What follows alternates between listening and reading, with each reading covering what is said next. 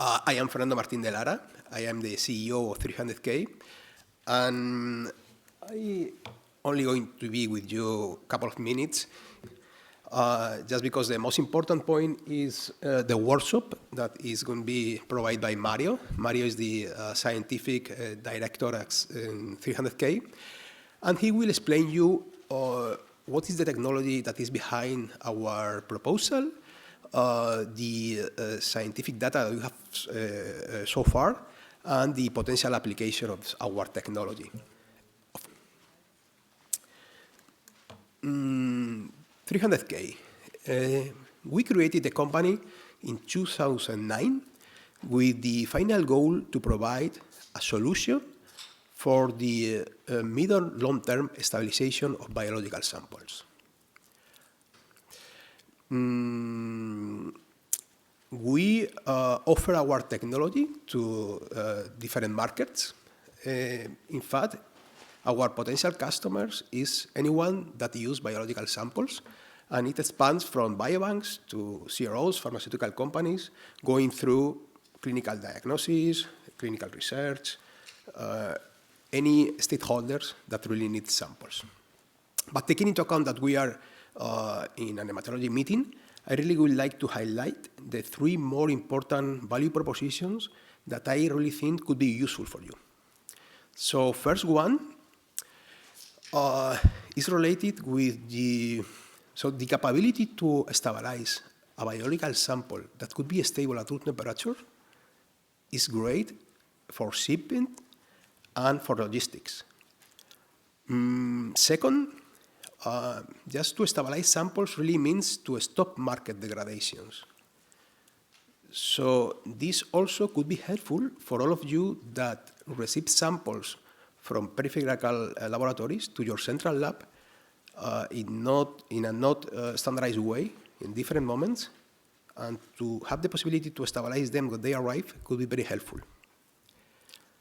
And finally, if you are at the end of the diagnosis wants to store the sample, to have the capability to store them at room temperature instead in frozen conditions really means a saving in space. And space is very expensive in the places in which you normally do your daily activities. So as a resume, three key important points. Our technology could help in shipment, could help in order to organize your daily activities in order to do batch analysis, and optimizing the space of your storage. And now, as I promised, I finalize my small talk and I give the floor to Mario for him to explain you what we have really done. And I hope you enjoy the meeting. And again, thank you for being here.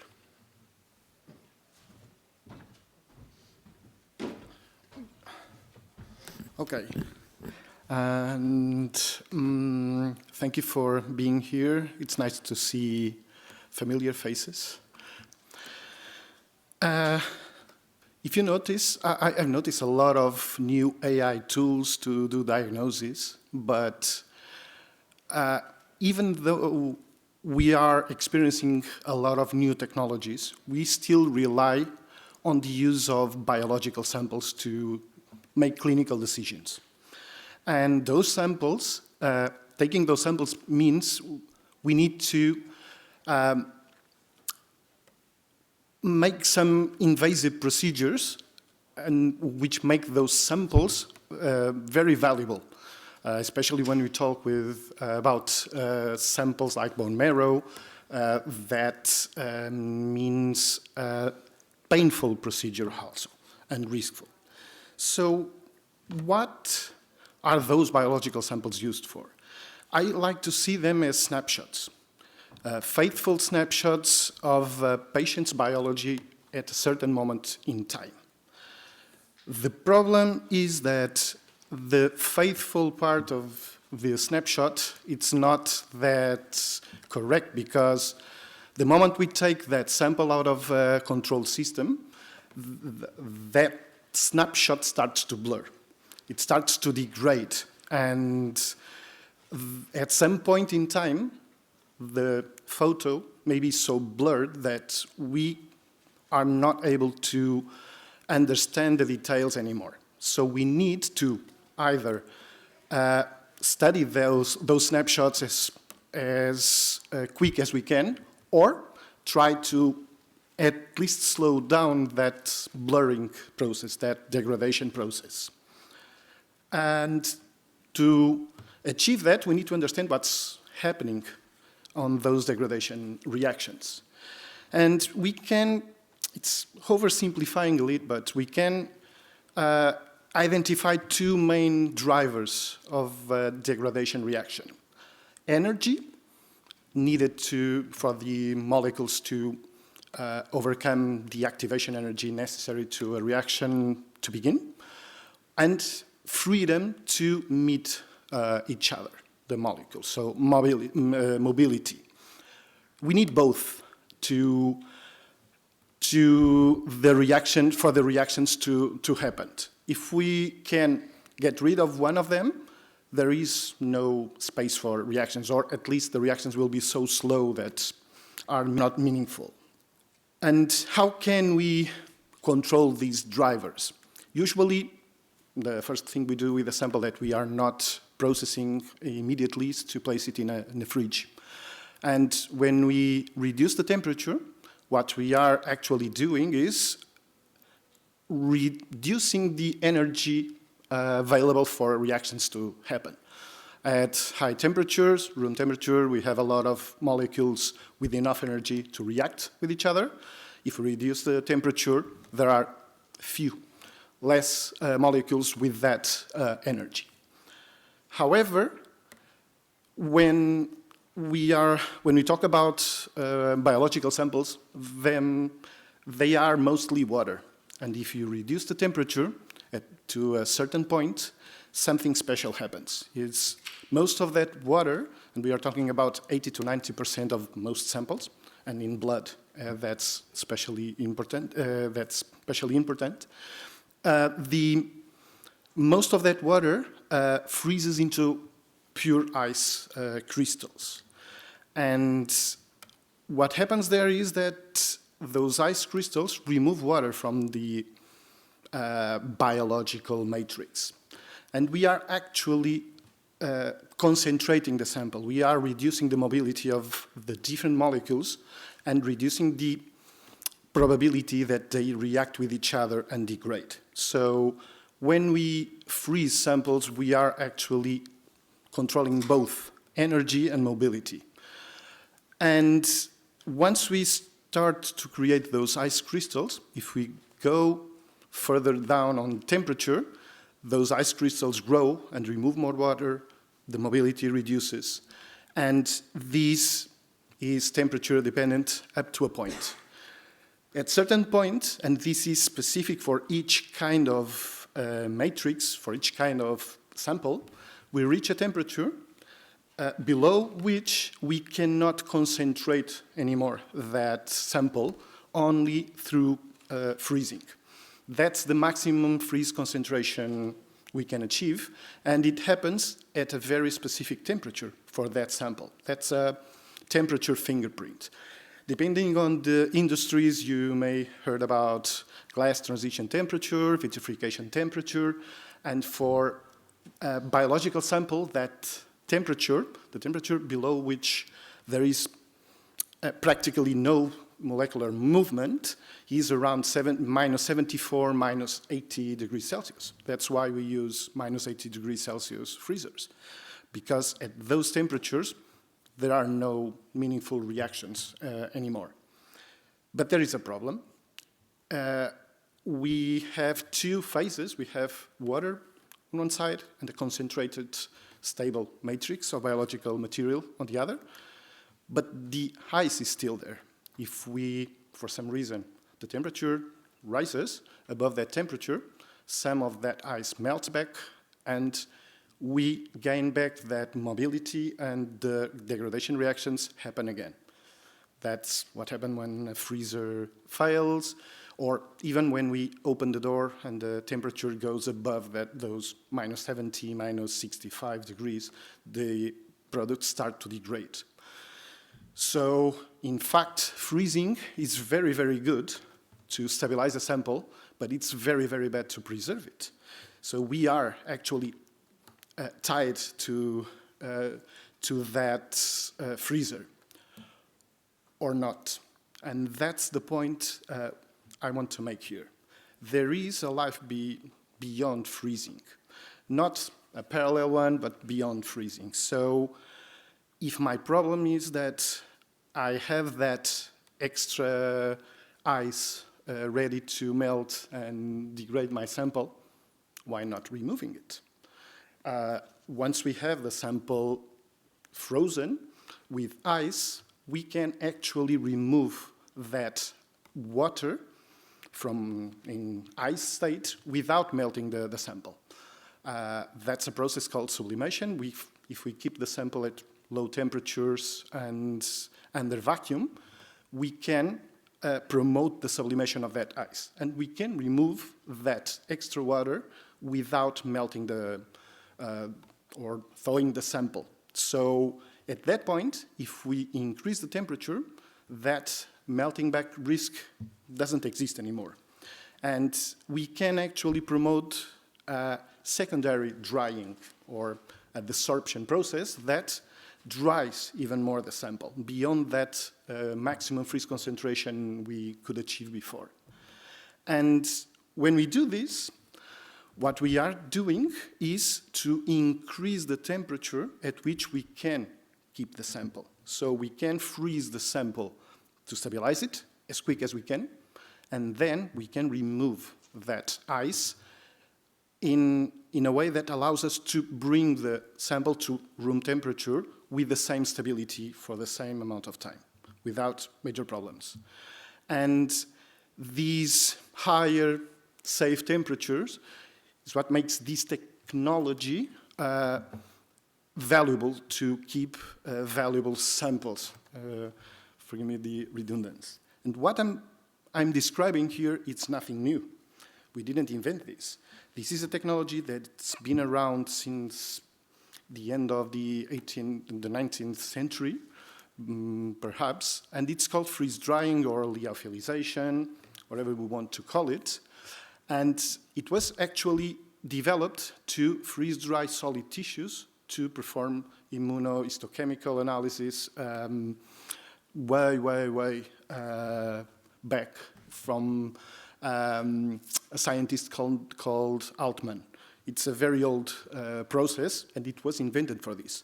Then people tried to do it for platelets in the context of the First World War, and it became the standard approach for pharma, for food industry. So it's a validated technology, and it's been around for many, many years. So this technology has these steps that are here. So we actually freeze the sample, we dry the sample under vacuum, which allows us to keep it at a higher temperature. There is a catch here.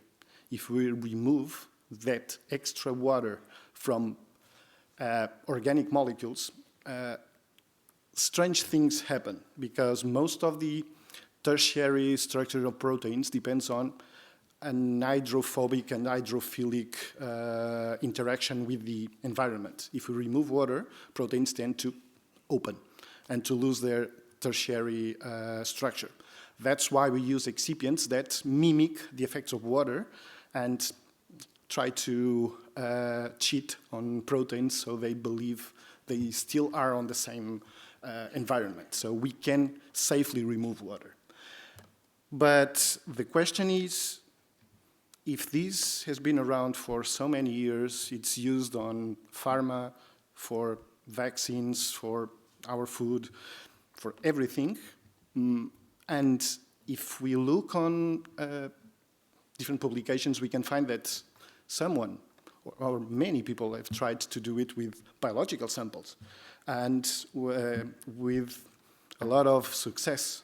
So why it's not a routine on most laboratories, biobanks or clinical laboratories?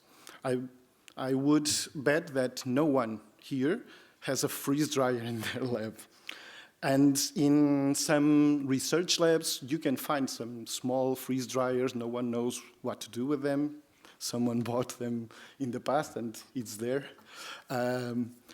But so why it's not used? The technology is very simple. When we started this, I convinced my partners to develop a technology that was simple. We need to freeze and then create vacuum. That's all. It's simple to do. The problem is the optimization process.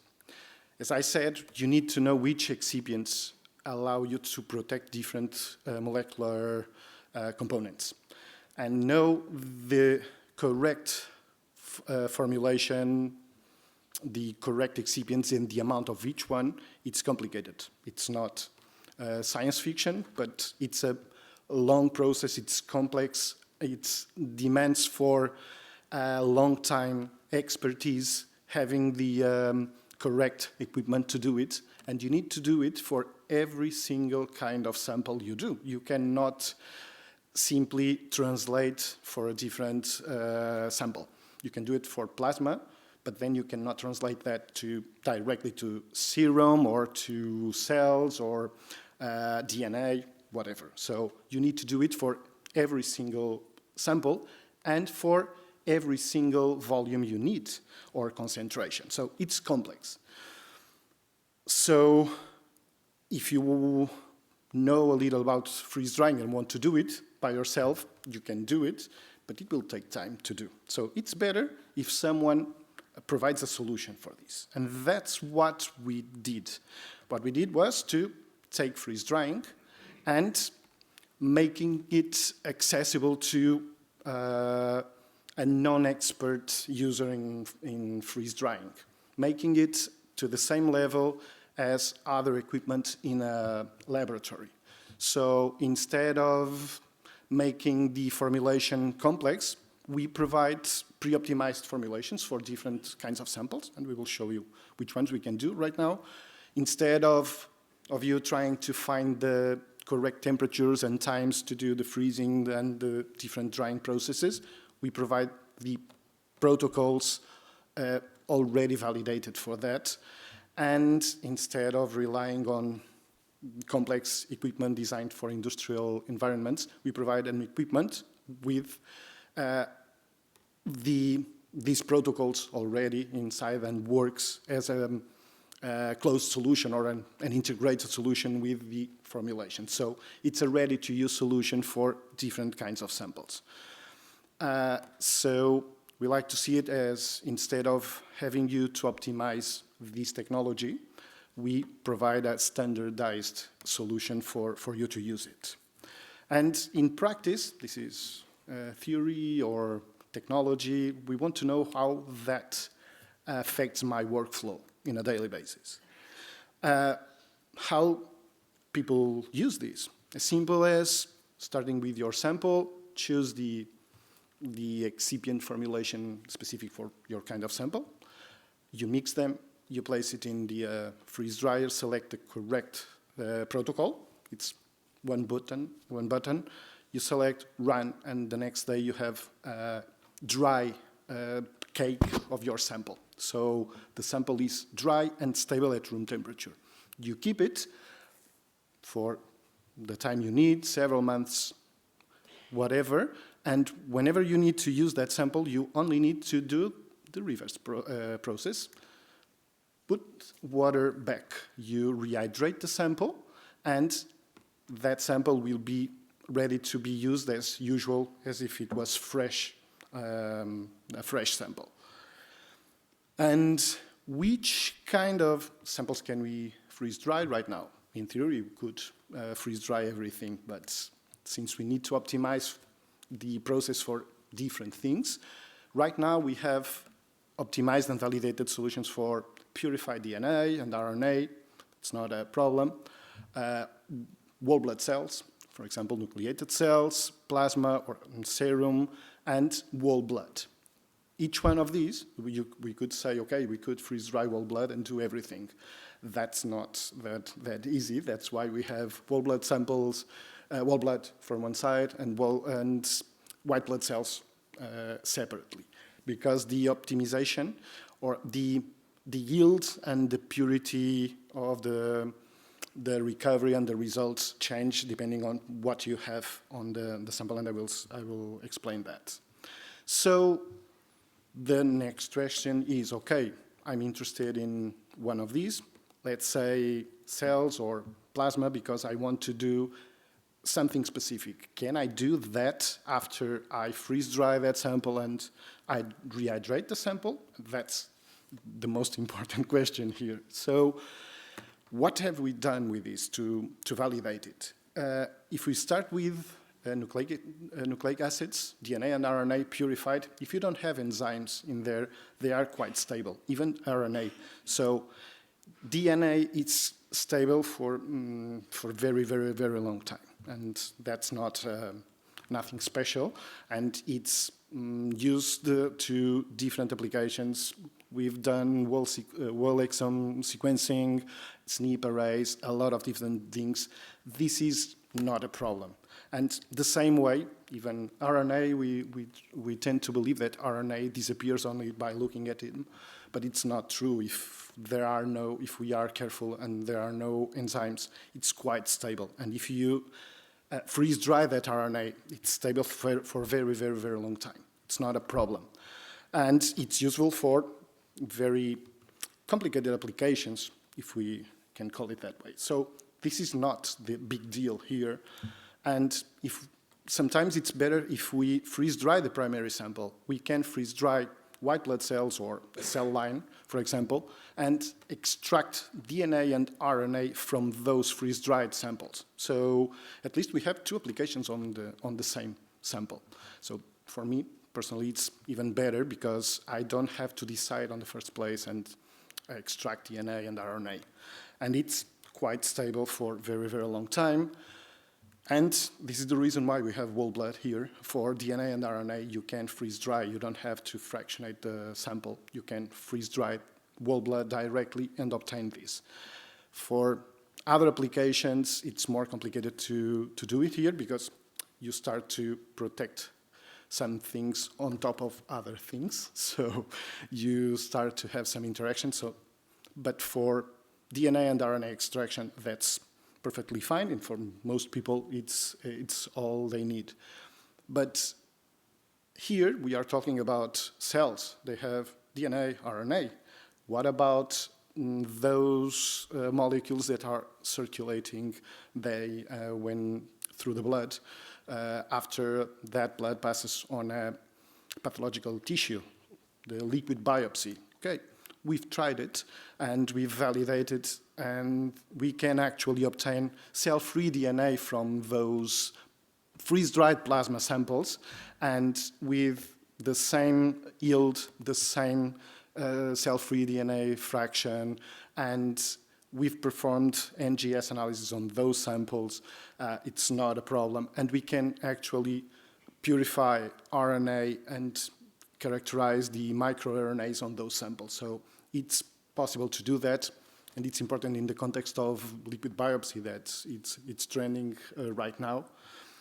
But none of these applications in blood and plasma and serum is the most typical. What we usually do on that, measure a lot of things, metabolites, lipids, proteins, and if we try to do a biomarker discovery study, the first thing we thought about doing was, okay, let's see if we can do a multi-omic study here.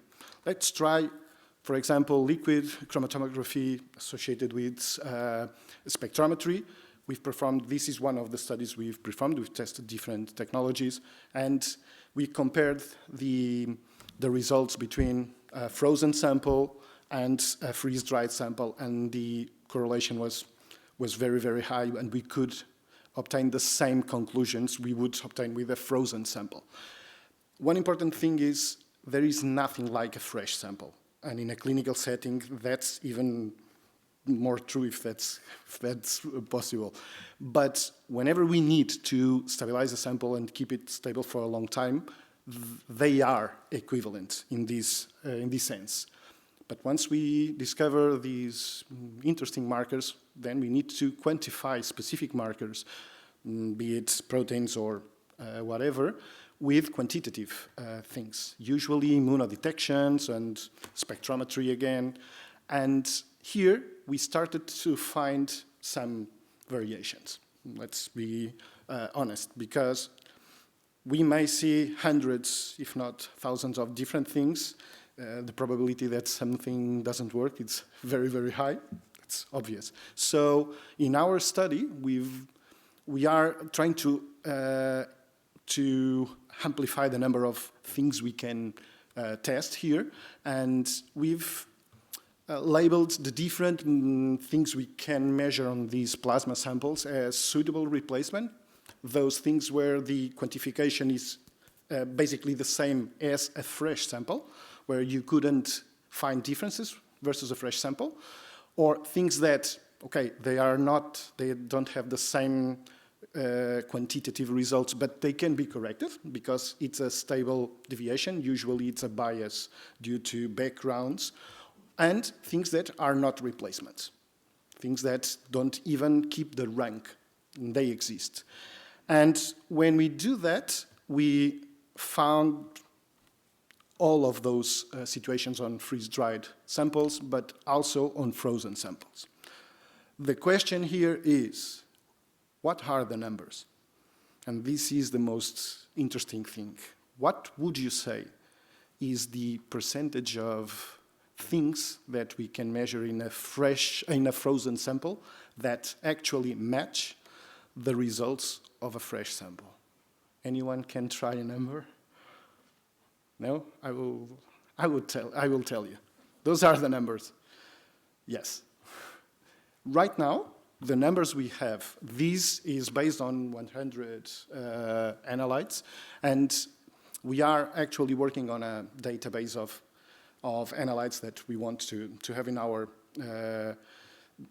web, but the goal is not to say, okay, freezing is bad. No, it's just for people that want to use freeze drying to stabilize samples. If I know that the thing you want to measure in the future is not kept in a freeze-dried sample, I will tell you. Of course, that's the point. You will probably want to stabilize something that we didn't test, and we will try to test it, or have you testing it with us. But right now, and this data is not internal data, and you will see we are performing validations around Europe and Spain most. And this data is a compilation of those validations we have. The question here is, okay, in frozen, 80% of frozen samples are replacement for the fresh, or the analytes are replacement for a fresh, and 75% on freeze-dried. But do they match? That's the next question. And in 80% of the cases, the results of the frozen are the same as the freeze-dried, good and bad.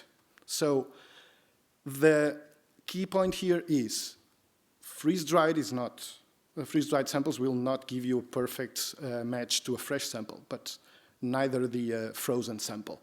So it's not a matter of what's better or what's worse. It is a matter of being aware that this happens and choose the best method for your problem. And that's the point here. And when we do this, and this happens in biochemical analysis, things like that, may be a problem, because in a biobank, for example, I don't know what I will want to measure in 5 years. But in a clinical setting, yes, we know what we want to measure. If we stabilize a sample to make a study in 1 month, I know what I will do later. It's not a research. And I can test beforehand if that kind of analyte can be used. And that's, for example, what we did to quantify immunoglobulins in the context of the suspect of myeloma, things like that. We wanted to test that, and we've performed a study with a multiplex analysis. This is in plasma with EDTA, which is even more complicated than doing in serum, because it's something we want to do. And the data correlates very well with the data we obtain with frozen samples in this case.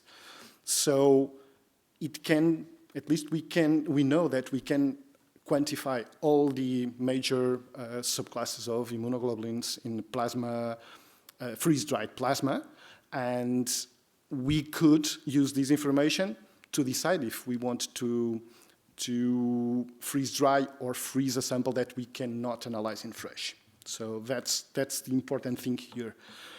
And, okay, quantifying these small differences may be not a problem unless you are trying to find an immunodeficiency or trying to find a subset of clonal fraction, like, for example, in the context of gammopathy or a multiple myeloma, and we've tested that with the mass spectrometry from binding sites, and we've quantified the monoclonal component in a freeze-dried sample versus a fresh sample, and the quantification was basically the same. So it's possible to do that kind of things.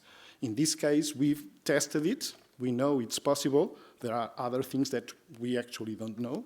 But we always try to validate it before or together with the customers.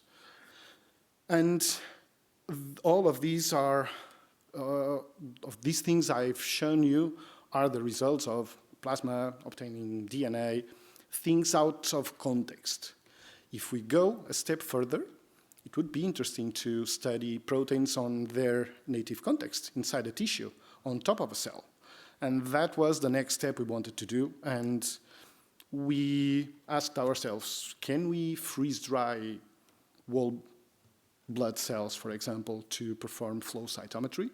And for me, it was interesting because I'm a flow cytometrist from the beginning, and it was a challenge for me to obtain that. We knew that you can freeze-dry cells and perform flow cytometry. It's done. There are commercial products with that.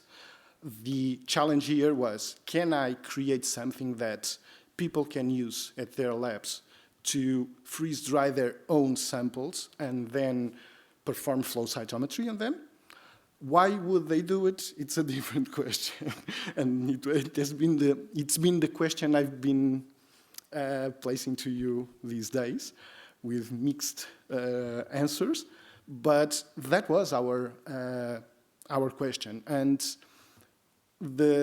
at this moment, we can keep the different populations in peripheral blood on the original proportions. We are not losing the proportionality of samples, and we can actually perform subpopulation analysis, subsets of T cells, B cells. Something that was quite interesting to us was to understand if we could keep the surface immunoglobulins on top of B cells, because it's complicated to obtain this discrimination in the context of finding monoclonal.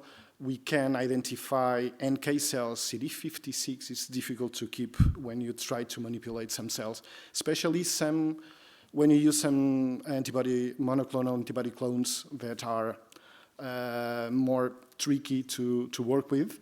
And in this case, we have a couple of samples in these files. We could find, if you look at that, we could find in those samples plasma cells, circulating plasma cells. And we are working with the Euroflow group on questions of gammopathies and multiple myeloma, and was interesting to us to see if we could identify those plasma cells. And the next step, one of the many next steps we needed to do was, okay, and can I perform an intercellular analysis? And yes, we can perform intercellular analysis. In this case, we use the same tube from Euroflow. It's an ALOT tube. It's an acute leukemia orientation tube they have. And they have things that are quite easy to analyze, like myeloperoxidase. But the most interesting thing to us was to see if we could see things like that on top. Seeing the same protein on the membrane, on the outside of the membrane, and on the cytoplasmic side.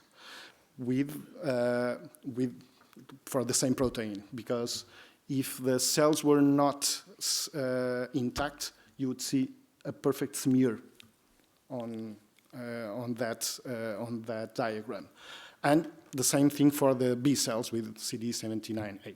These are only some examples of what we are doing with flow cytometry. This is quite new even for us. We are still testing which markers can we see and how to optimize their discrimination. But the cherry on top of the cake is, can we do different things on the same sample? Because we are talking about white blood cells, but for immunophenotyping, should I keep those cells differently if I want to extract DNA, RNA, perform immunophenotyping? And the answer is no. With the same product, we can do all the things. So you can keep those cells stable for several months, and then decide if you want to perform immunophenotyping, extract DNA, extract RNA, and from the same sample. This is quite interesting for me, for example, if you have important samples or valuable samples like a bone marrow. If you started to treat a patient, you cannot go back and take a second sample from that patient if you want to repeat some things. So here, a flow cytometrist is a step back when compared to a pathologist, because they have their PFF blocks that are stable for many years, and the flow cytometrist needs to work in a short period of time, and don't have that trick in their sleeves. And this data I've shown you could be something internal from us. I could try to tell you, this is very beautiful, but okay, tell me, who is using this? Have you validated this with someone? And these are the places we have our technology, or the places or the groups we are working with in validating different aspects. We don't have a specific plan of validations for everybody. We work on a validation plan with each one of those places. And the idea is that everyone proposes a new application for these. I want the technology to be validated in a real world, because not everybody uses the same instruments, the same workflows, the same processes. So we want to stress the technology, and more important, I want people to propose new applications for this. And we have this in Spain, but also in different places in Europe. And my proposal to you here is, can you or would you be interested in being part of this? If you have any proposal of new applications, or if you want to test something about related to what I've shown you here, we are more than happy to hear from you and validate it with you. So it was a quite short presentation, and I want to thank you for being here. And I would like to do something different here, and is, instead of getting questions from you, I would to ask you things. And is, would you see valuable use for a dry sample that's stable at room temperature for several months for anything that comes into your mind in your daily basis? Would this solve a real problem to you here, or even more important, would it allow you to do something that you cannot do today because of that constraint of using only fresh samples? And that's my question to you. And now, yes, thank you, and you have our contact here. You can scan or send us an email. You can find us on the web.